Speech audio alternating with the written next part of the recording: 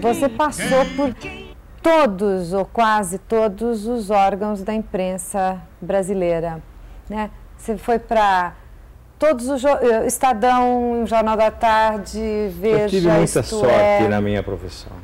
Tive muita sorte. Porque sempre fui chamado a fazer coisas que não existiam antes de mim. Isso foi na Quatro Rodas, depois foi na edição de esportes do Estadão, depois foi no Jornal da Tarde, depois foi na Veja, depois foi na Isto É mensal, a Isto É semanal, a Senhor, a Isto É Senhor, a Isto Jornal É, da República. a Carta. Bom, essa é a história de uma criação malograda, quer dizer, foi a história de um fracasso. Que também faz parte um belo processo. O processo tem que ter um belo fracasso. Mas eu gostei muito desse fracasso. Acredito. Eu talvez o momento melhor da minha vida tenha sido o fracasso. O que você acha que é a tua marca? O que é o estilo marca Nino Carta de jornalismo? Eu não me abalaria, não ousaria me atirar a definições a meu respeito. Mas eu te diria uma coisa, eu acreditei na profissão. Essa é uma marca pessoal, é a minha maneira de encarar as coisas, né? Agora, você dirige todos esses veículos, né, que estão aí, e depois você sai. Por que você sai? Em que momento? O que é? Termina o desafio? O que rola que você sai? Bom, a minha visão das coisas diz o seguinte. Enquanto a coisa tende a se estabelecer, o patrão fica muito meu amigo. Na hora em que a coisa se estabeleceu, o patrão já começa a achar que eu sou incômodo. Exatamente porque acredito na profissão. E o patrão acredita no dinheiro. Se critica muito a imprensa dizendo que se popularizou, etc. Esse tipo de coisa a gente ouve constantemente, né? Agora, você acha que a resistência que a imprensa sempre manteve terminou? Eu acho que a imprensa age ao sabor dos interesses dos patrões, e os interesses dos patrões, de um modo geral, se confundem com os interesses da elite brasileira. E eu acho que o problema do Brasil é a sua elite. Ideologia, eu quero viver. Mas você tem uma revista que é voltada para a elite.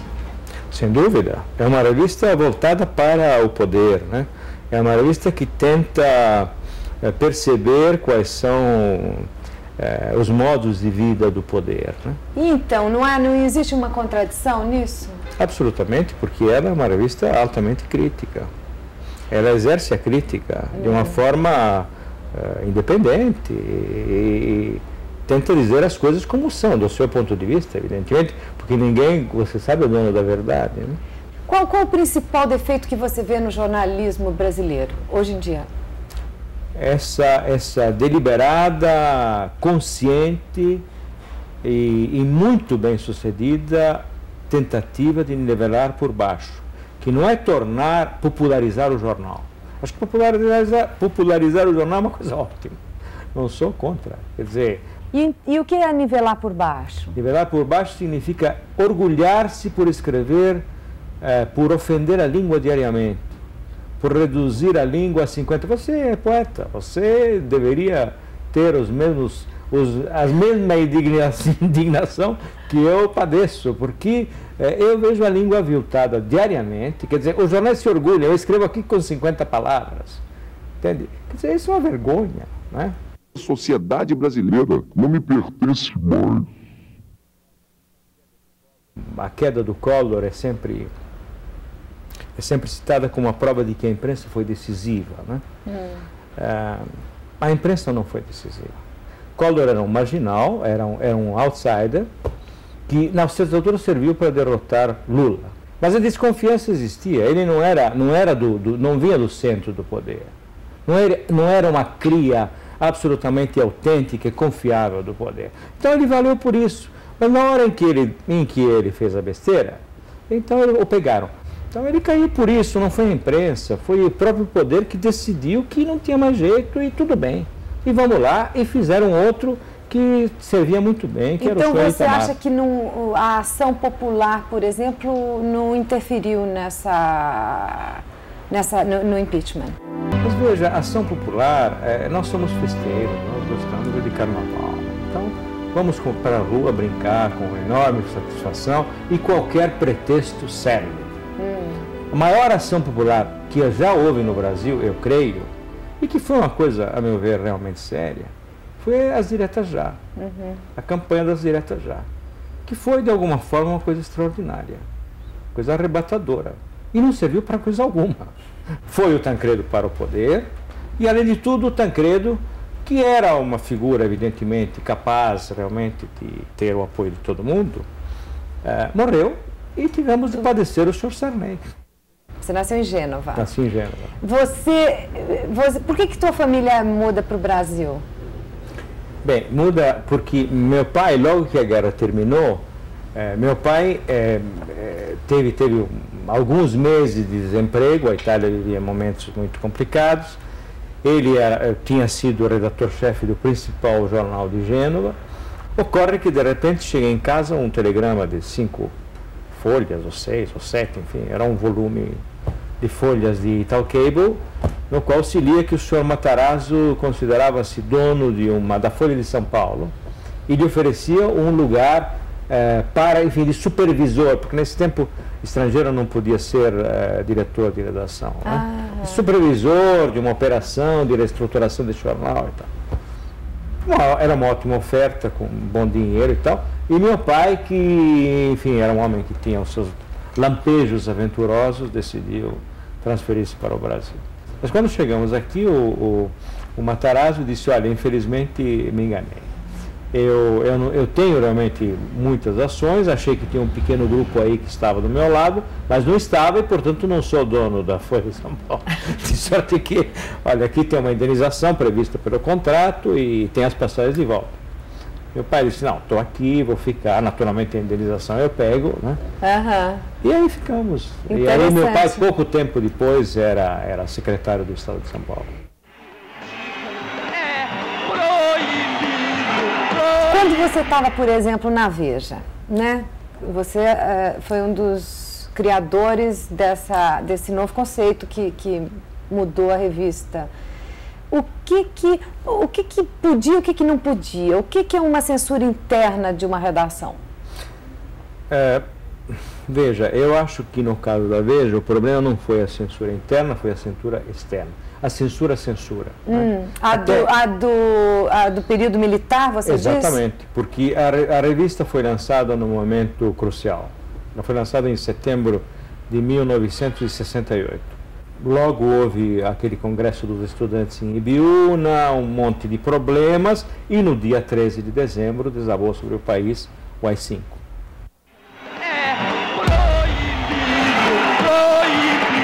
Eu vou te fazer uma pergunta que, se você não quiser responder, você não me responda. Mas, por exemplo, no teu tempo de editor, eu imagino que deve ter acontecido 1 milhão de vezes, talvez aconteça até hoje, de te ligar e falar: Mino, por favor, você não dê essa notícia. Mino.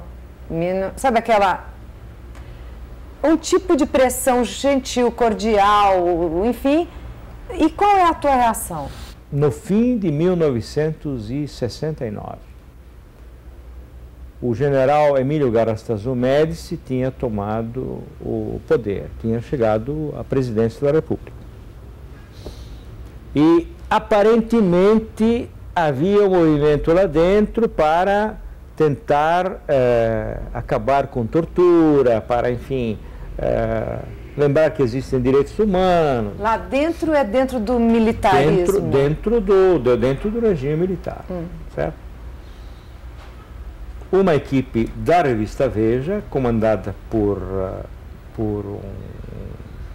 um repórter muito brilhante, partiu para fazer uma reportagem sobre tortura.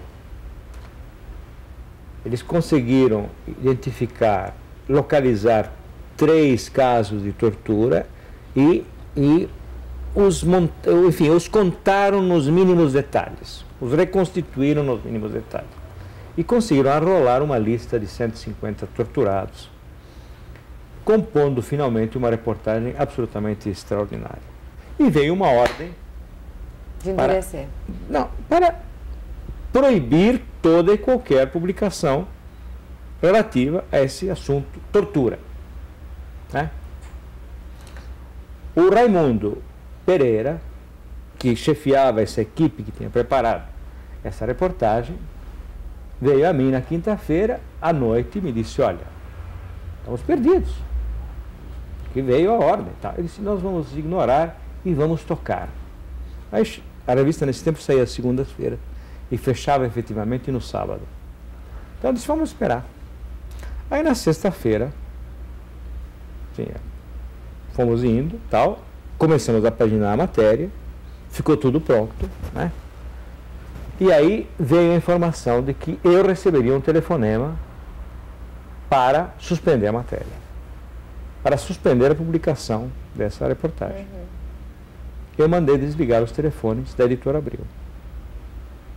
Nesta noite, eu mandei desligar os telefones da Editora Abril.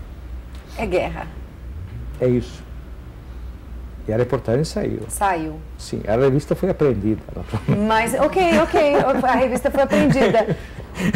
Mas, e as consequências disso? A revista foi apreendida. Bom, naturalmente, os senhores Tivita, donos da Editora Abril, não ficaram muito alegres com essa história. Luiz Inácio falou, Luiz Inácio avisou. 300 picaretas. Eu acho que eu tive uma expectativa em relação ao PT que não se frustrou. Quer dizer, certamente foi o primeiro jornalista, hoje Lula é carne de vaca, né? Mas eu fui o primeiro jornalista que deu capa para o Lula, né? Isso foi E por que você está decepcionado? Em 77, e depois fiz inúmeras capas com o Lula, a cobertura que Isto É deu às greves de 78, 79 e de 80, é uma coisa épica, né? Eu esperava um partido de esquerda inteligente e bati num partido de esquerda muito dividido, um saco de gatos, e muito amarrado a coisas absolutamente superadas, né? Tipo? Inadequadas ao tempo. Não sei, às vezes me pergunto se eles perceberam, até hoje, que o Muro de Berlim caiu. Quem é hoje o homem mais poderoso do Brasil? Bom, Roberto Marinho, certamente, é o cara mais forte do país. Hoje, se você tivesse liberdade e grana para criar o produto jornalístico que você assim sonha, o que você faria? O que você gostaria de fazer? Olha, não sei. Às vezes, o meu impulso instintivo é dizer que eu faria um jornal diário. Um jornal diário formato tabloide, em São Paulo, denso, rico de informações e de ideias, né? E exercendo desbragadamente o espírito crítico. Deus é muito inseguro, né? Deus é inseguro? Muito. Então ele quer sempre que você olhe para ele, tal, reze, quer chamar ajoelhe, quer. Você é a primeira pessoa que eu ouço dizer que acha Deus inseguro. É muito, coitado. É? Ele se dá conta da desgraça que ele foi criando ao longo do tempo.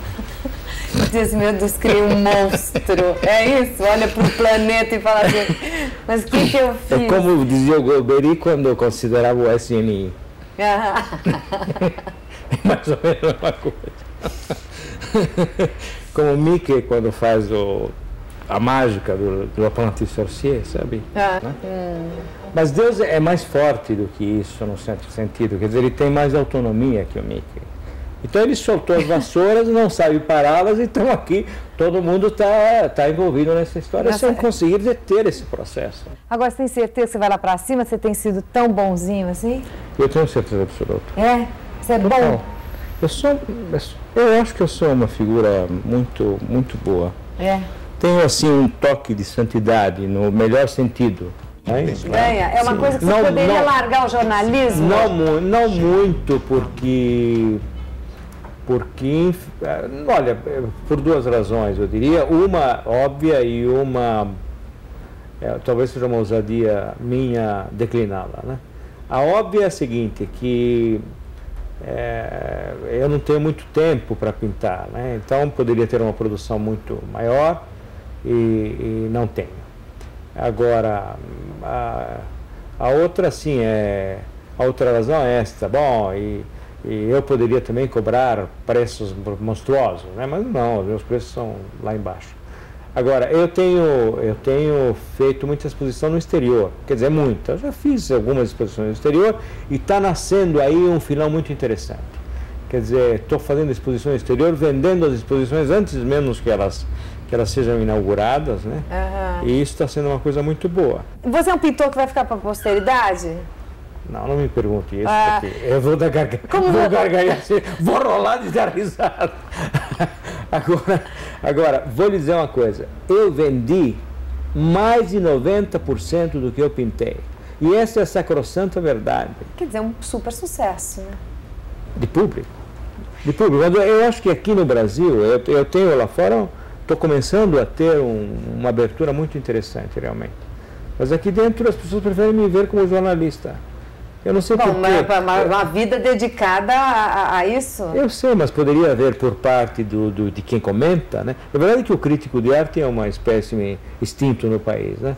Como você gostaria de ser lembrado? Verbete de enciclopédia. Assim, só para finalizar. Eita ferro.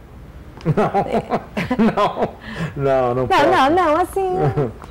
Um bom vivan, um belo tomador de vinho. Um bom vivan, um belo tomador de vinho, tá perfeito, mas um bom vivan eu não fui. Não? Não, porque eu me atormentei muito, né? Muito atormentado? Sim, porque você entende que esses embates criam um tormento, essa né? Guerra. Essa vontade de exercer essa imperiosa obrigação de exercer a crítica a bem de alguma coisa, e sem contar o meu temperamento, né? Sem contar a bem da minha alma, né? O que é o teu temperamento? É difícil?